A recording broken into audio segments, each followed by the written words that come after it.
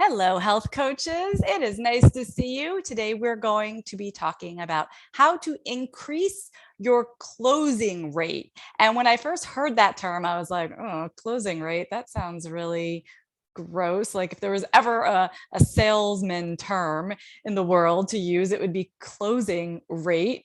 But this is what we call the percentage that you can do the math and figure out, if I have 10 consultations or my last 10 consultations or my last 100 consultations, how often did that person turn into a paying client?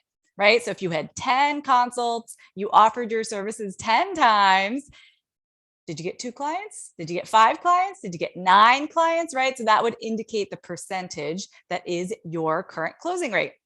And this is a pretty cool thing to think about because you can track your closing rate over time. When I first started out, I don't know, my closing rate was probably like 20% if I was lucky, right? Because I didn't know what the heck I was doing. And now these days, right, I've been doing this for 12 years. My closing rate is around 90%. So if you feel comfortable putting a number into the comments, if you're here live with me, go ahead and do so that we can get a sense of where everybody is at. No number is a bad number. Like I said, when you're first starting out, you have no clue how to talk to someone and let them reach the conclusion that they want to become your client. This is a skill and it can be taught and it can be learned. So that's the good news. In fact, if you want to learn my entire process, soup to nuts, on how to turn consultations into paying clients, we do have a free training coming up all about that. And you can go sign up for it at healthcoachpower.com/paying clients, because that's what we're trying to create, right? So if you're here live, go ahead and say hello in the comments. Sharon, I see that you are here. I see Ronnie is here and Esther and Life Off the Yoga Mat. I'm not sure what your name is. Amanda's here. That is terrific. So we have this whole training coming up on exactly how to turn your consultations into paying clients. But for today, I'm going to pull out 3 highlights, because if you did nothing else, these would be the 3 things that would help you improve your closing rate. Now, before I get there, I'm just going to pause for a second. And I want to let you know, this is a bit of a non sequitur, that I do a lot of these live videos, right? Right now, we are recording, we are broadcasting live to Facebook, to Instagram, and this will become a podcast later. And doing this week in and week out, you know what? You get better at it. How many of you have done this kind of thing and you're stuttering and you're falling over yourself maybe a little bit? I know that's what it was like for me in the beginning, and you're stumbling on your words and going, right? Like that's what it was like for me years ago when we started this podcast and I started doing these kinds of live videos. But these days it's a lot more smooth. And part of that is that I really prepare. I usually prepare quite a bit for these sessions. So I have a very tight outline in front of me of what I want to say. But like lately, I feel like it's almost too smooth.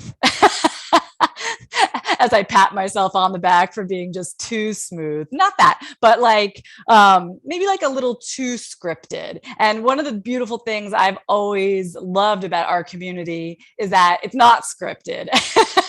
So today I'm doing something a little bit different. I have very few notes in front of me. If I make more mistakes than usual or fumble my words or forget something or whatever, forgive me. And I'd be interested to hear from you, like, what do you like? Would you prefer to listen to something that has a few more errors and not quite as polished, but a little more real, or something that is just very easy to listen to front to back, very easy to absorb, and is definitely been practiced, or very well planned ahead of time? Because there's pros and cons, and I'm saying this for like the sake of this show, but also for the sake of you and whatever you're doing in your own business to promote yourself, right? Like I always want to strike that balance between being prepared and like still being a real person that's not just reading from some kind of script. So anyway, let's see. Amanda's saying, me, I sometimes lose my train of thought.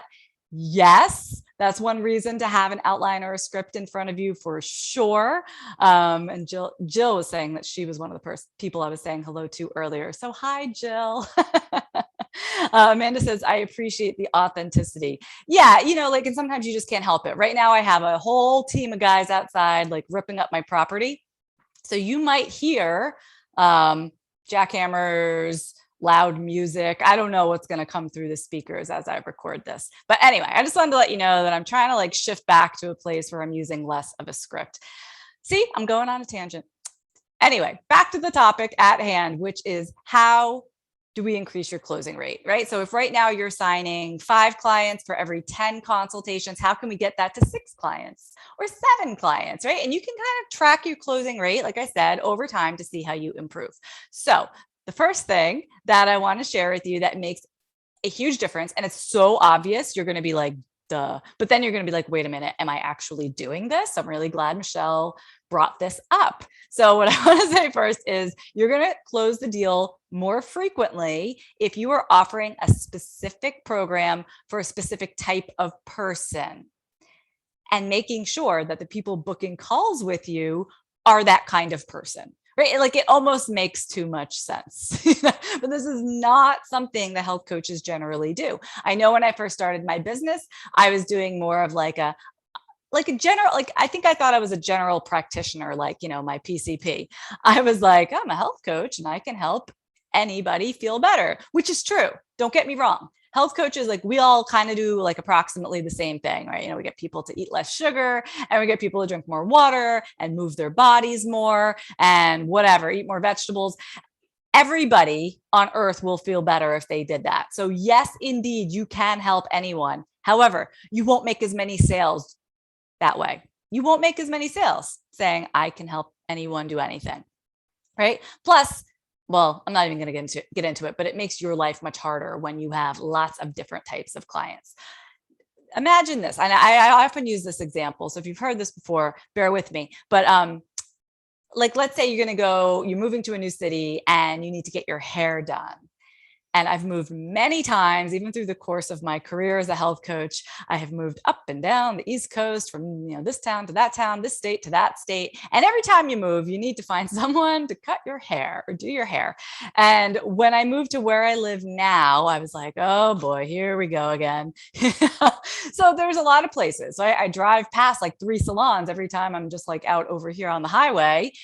Which one do you go to, right? You can ask your friends where they go. Okay, whatever. But it wasn't until someone told me that there is a salon one town south of me that does curly cuts. They specialize in curly hair. I was like, hello, I am so there. And that is where I'm now like a loyal customer. This is very similar to you either saying I provide health coaching to everybody, or are you saying I provide this one particular service for this one particular kind of person. People are going to be like, yes, that's me. Where do I sign up? Right? Just like I was, even though I pay like way more than I ever thought I would pay for to get my curls cut. But that's what you can do when you have a specialty. So you will close the deal more often when you are offering something specific.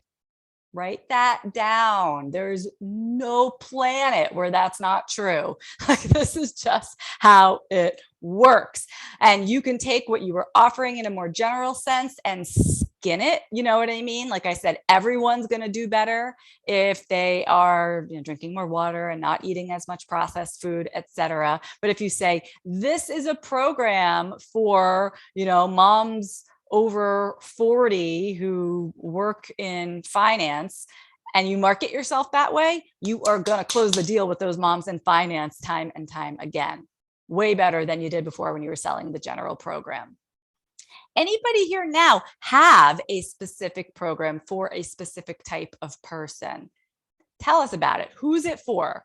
Who is your program for and who is it not for? I think, and it's very obvious in my health coaching business that I do not work with men.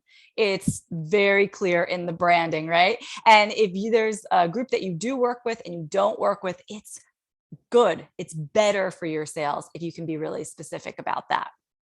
All right. So, I'm not going to go any more in depth about that just now. We do cover first of all, picking a target market. Second of all, designing a signature program that that target market can't say no to. We cover that very in depth inside Healthy Profit University. And I just want to remind everybody that the fast track semester is coming up and the waitlist is available for that now if you go to healthcoachpower.com/waitlist.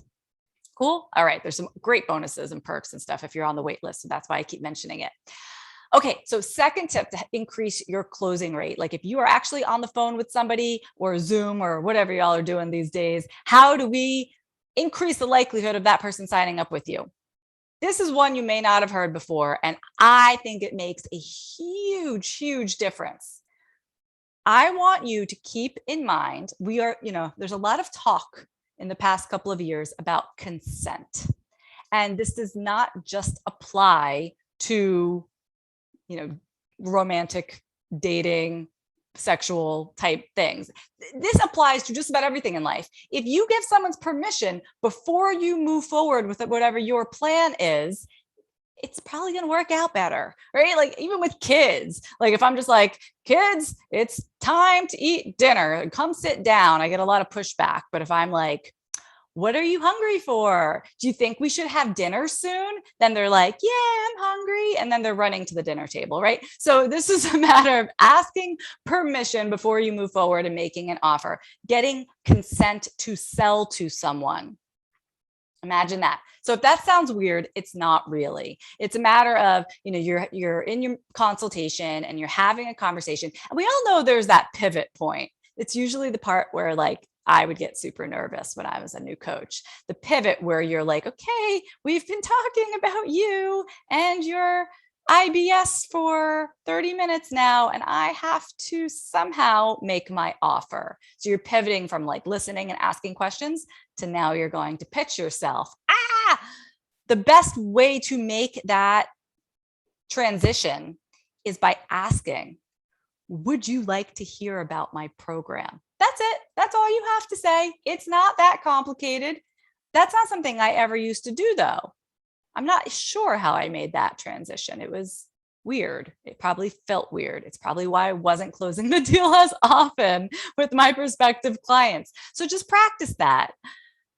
Everything you told me today is so interesting. Would you like to hear more about my program? Or would you like to hear more about how I can help you?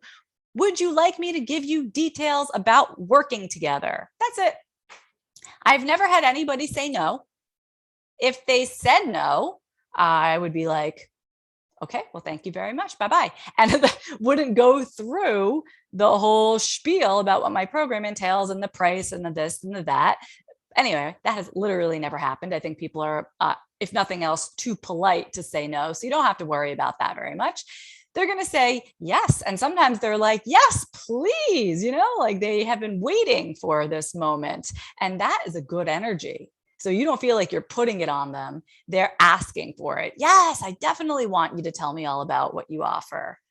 That's like the energy that you want to be in when you are quote unquote selling, because I really never feel like I'm selling when I'm on the phone with a client or potential client. I always feel like I am there in service. So if this person is interested in hearing more, great. I'm going to tell them more. I'm here out of service. If this person is a good fit for my program, yes, I'm going to let them know how we can continue to work together. If this person needs a completely different kind of help, I'm going to tell them so. If this person, is way out of scope for me or has issues that I don't know anything about, again, I'm going to refer them to somebody else or something else or tell them what I think they might do better with. This is coming from a place of integrity.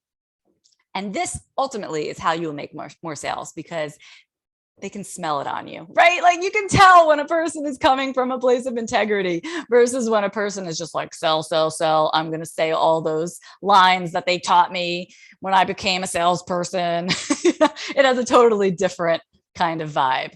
So the second tip that I want you to remember is to always ask permission before you make your offer. And you can even use that thought or that concept in other situations, So for example, I had somebody message me over the weekend saying, oh, I got your name from so-and-so. do you do anything with like nutrition for women who are pregnant, blah, blah, blah, blah, blah. And so we had like a little back and forth. And I did not just say, okay, here's a link, book a time on my calendar. That could have been the very first thing that I wrote back to her. Yep, here you go, book a call. But that's a little off-putting, isn't it? And instead, I asked her permission. So once we had established a little bit of a rapport, in fact, she said it first. She said, it's probably easier if we discussed on the phone. I said, yes. Would you like me to send you a link to book a time on my calendar? Who's going to say no to that? Again, if they do say no, okay, fine, then you don't send it. You already have your answer.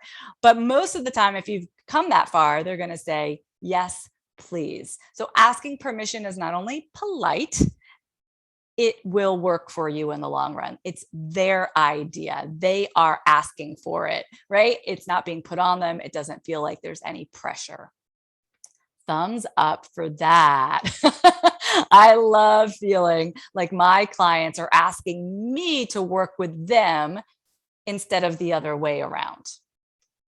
How about you? You want to have that feeling? It makes all the difference. Like, honestly, I don't even want to do this work as a health coach if I have to be cramming it down somebody's throat. Like, no, thank you. I would prefer to just go back to corporate America if that was going to be the alternative. You know what I mean? Okay, so let's move on to the third tip that I have for you today. So how you can increase your closing rate. And this is another area that I think most coaches don't really think much about at all. So let's say you've come to the point in your consultation call where you have named your price, given some details about your program, and the prospective client that you're speaking with says, I have to think about it. Or what else do they say? Go ahead, put it in the comments. You know, you hear this stuff all the time. I have to look at my finances. I'll have to get back to you because fill in the blank. I have to ask my husband, right? There are so many reasons that people are going to put off making a decision. That's what we do very well as human beings. We love to procrastinate, you know, why not decide on this big decision tomorrow if I don't have to do it today? So a pushy sales tactic would be something like, well, if you sign today, you know, you're going to get this other thing. Or if you don't sign today, I'm not going to have space for you tomorrow. Or I don't know, there's tons of different things out there that would be what I consider super pushy. And I know most health coaches don't like to go that route. So what do we do instead? We go, okay, well, let me know. Or, okay, email me and let me know what he says, right? It's just, okay, I'm here when you're ready, which is lovely.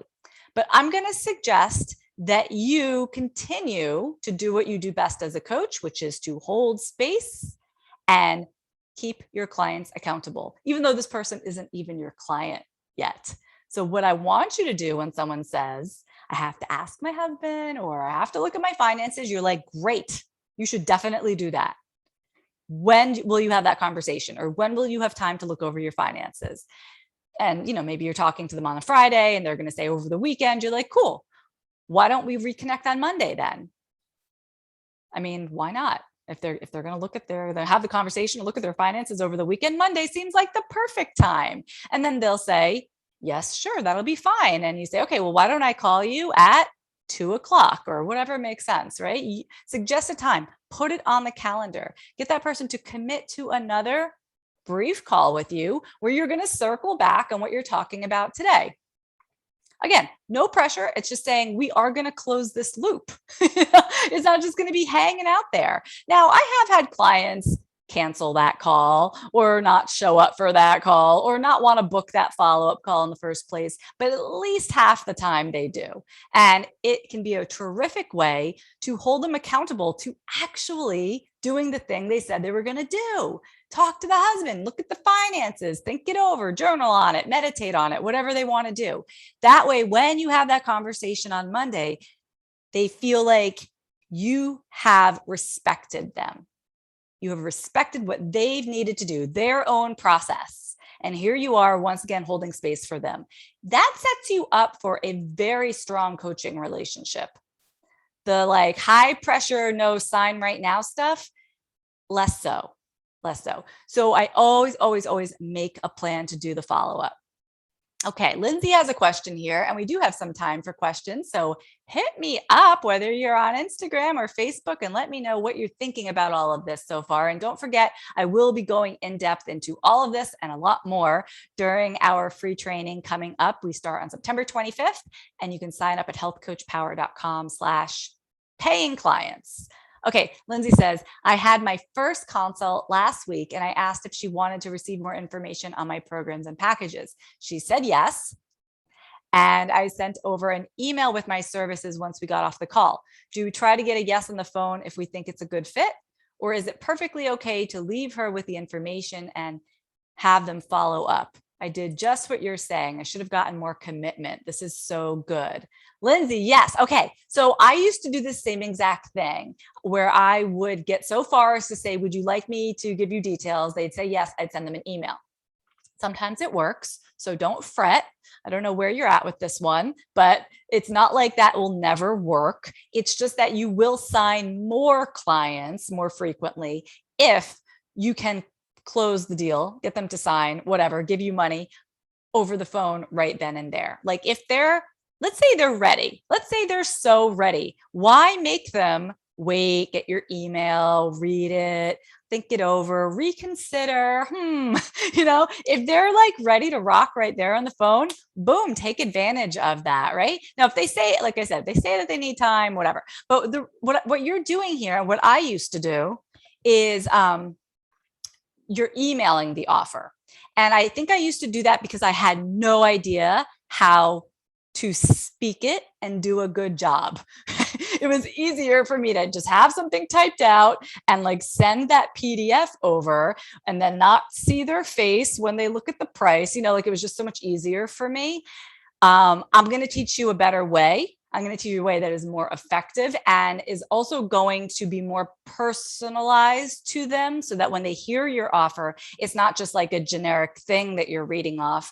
You're going to make it so personal to them that they're like, oh my gosh, Lindsay's been reading my diary. I definitely need to sign up for this because it's exactly what I'm looking for.